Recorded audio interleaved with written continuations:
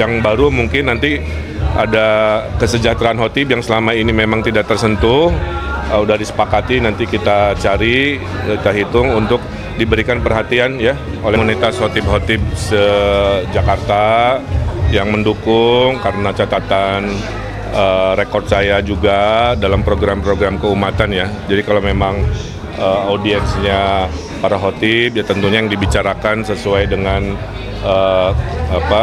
kekhususannya kira-kira begitu. Tadi saya sampaikan program keumatan kita akan dukung, akan teruskan, tapi umat-umat agama lain juga karena sebagai pemimpin adil juga akan kita perhatikan. Kemudian yang baru mungkin nanti ada kesejahteraan khotib yang selama ini memang tidak tersentuh, udah disepakati nanti kita cari, kita hitung untuk diberikan perhatian ya oleh pemerintah Provinsi Jakarta di 5 tahun ke depan. Saya kira ini akan menguatkan. Karena saya masih ingat dulu pengalaman ya, Kota Bandung tidak pernah dapat adipura. Terus saya bersama para khotib-khotib di Kota Bandung meminta ceramahnya itu tentang kebersihan ya. Itu 2 tahun intensif di pengajian di mana-mana. Hasilnya ternyata targetnya lebih cepat ya mendapatkan adipura itu. Jadi ini adalah contoh nanti setelah terpilih pun mereka-mereka yang bisa mempengaruhi masyarakat ini adalah bagian dari agen pembangunan untuk menyampaikan, memviralkan program-program tentang sekolah gratis, pasar sembako murah, tentang dokter keliling buat lansia dan lain-lain. Kenapa? Karena membangun Jakarta harus berkolaborasi bersama-sama. Saya kira esensinya itu. Terima kasih dukungannya untuk para khotib-khotib. Mudah-mudahan kembali Ridho bisa menang 1 putaran.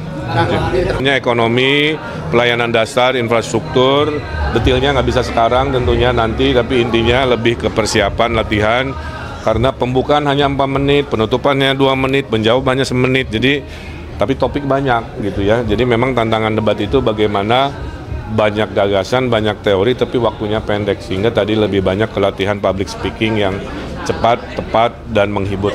Kang Emil, apakah nanti para khotib juga akan dimasukkan dalam programnya umroh gratis itu, Kang? Ya, umroh gratis itu pengurusi yang sifatnya memakmurkan masjid golongannya. Bisa yang menjaganya marbot, bisa pengurus DKM, dan khotib. Nanti dicari format adilnya lah, karena semua melakukan itu. Yang gereja juga sama, apakah nanti pendetanya, apakah pengurus gerejanya, apa yang menjaga gerejanya juga sama. Ini berlaku untuk umat-umat agama lain. Itu bukan penentu takdir. Takdir akhir tidak dibaca oleh survei hari ini. Survei itu hanya alat untuk menganalisa sejauh mana apa yang kita upayakan terhadap persepsi kan. Tadi dulu. Nanyanya soalnya di sini. Jadi apa? Jadi kalau hasilnya kurang memuaskan, jawabannya apa? Kami bekerja keras sampai akhir waktu. Kalau surveinya bagus, sudah tembus 50, kami ucapkan syukur, tetaplah bekerja keras sampai akhir waktu. Jadi jawabannya sama.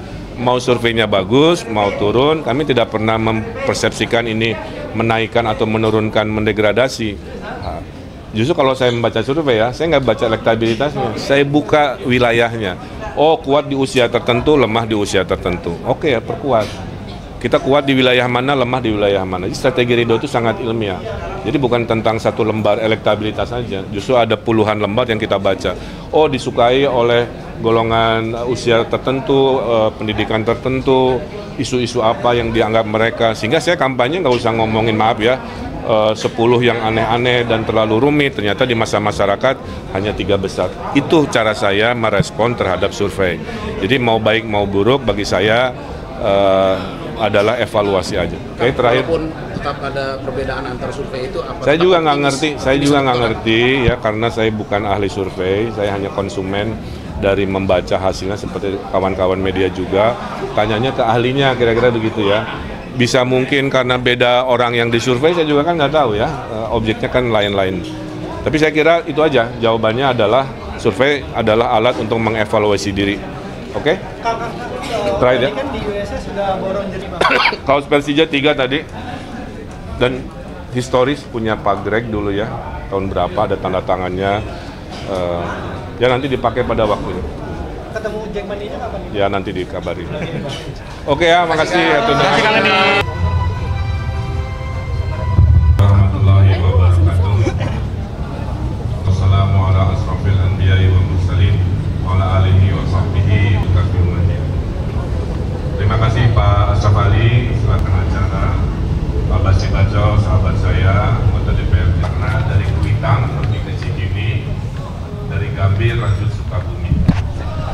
datang jauh ke sini hanya untuk bersilaturahmi.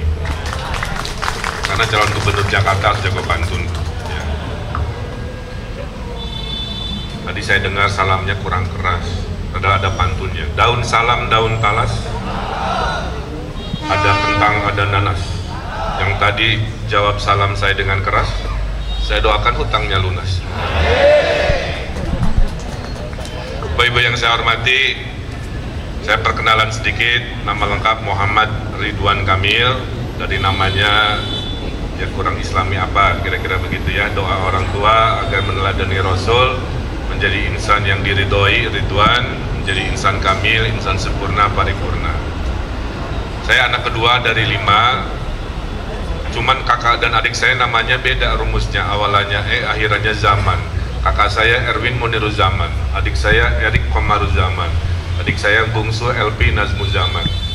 Saya sendiri Muhammad Ridwan Kamil, jadi nggak nyambung pantunnya.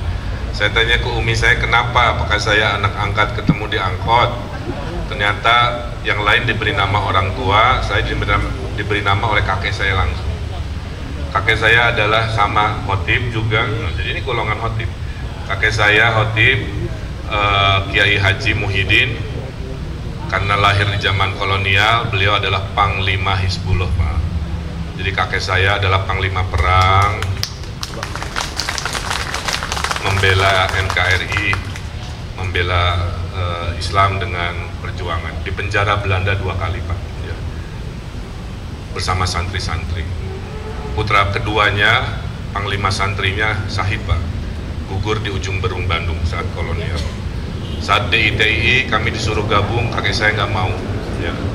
Kemudian zaman PKI, paman saya dibunuh oleh PKI, Pak. Jadi keluarga Ridwan Kamil itu sudah berkorban nyawa, berkorban kemerdekaan demi NKRI. Wasiatnya cuma 2, jaga agama, bela negara.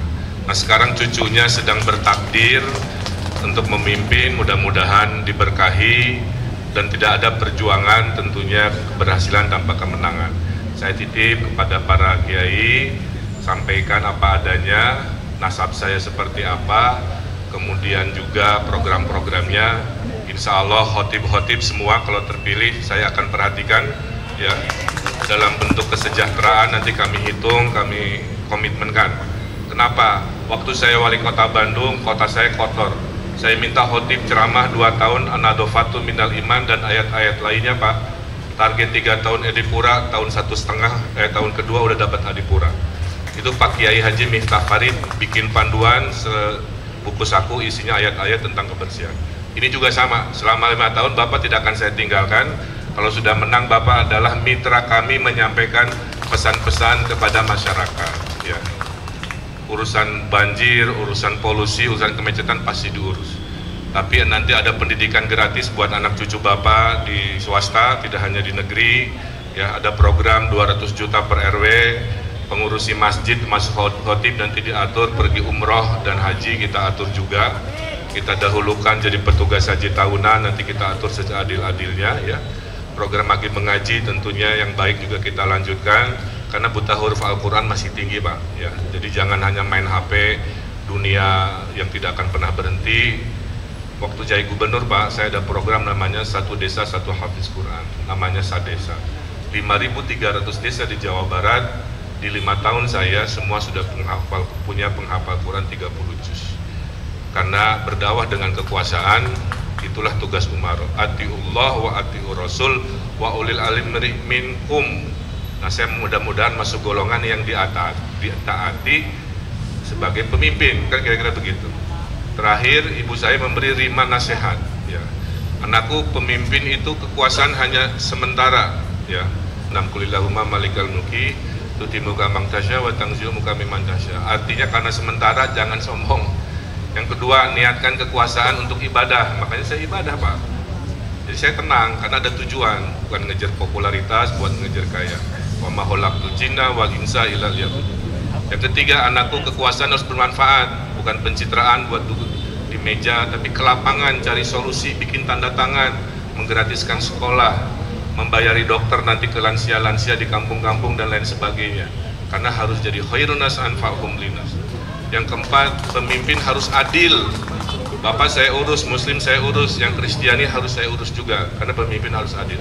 Tapi adil dalam Islam adalah menempatkan segala sesuatu sesuai takarannya. Kenapa harus adil? Karena tegaknya sebuah negara, 4 perkara: ilmunya para ulama, adilnya pemimpin, dermawannya orang kaya, amin, dan didoanya para duafa. Kelima, kata ibu saya, kalau kamu jadi pemimpin, dahulukan duafa dan fakir miskin. Di surat Al-Maun, ara'aital ladzi yukadzibu bidin fadzalika ladzi yadul yatim wa la yahudu ala tu'amil miskin. Supaya saya nggak jadi golongan pendusta agama. Jadi gubernur, rajin sholat, rajin ngaji, tapi yang miskin banyak, saya pendusta juga. Itu Pak, kira-kira ya.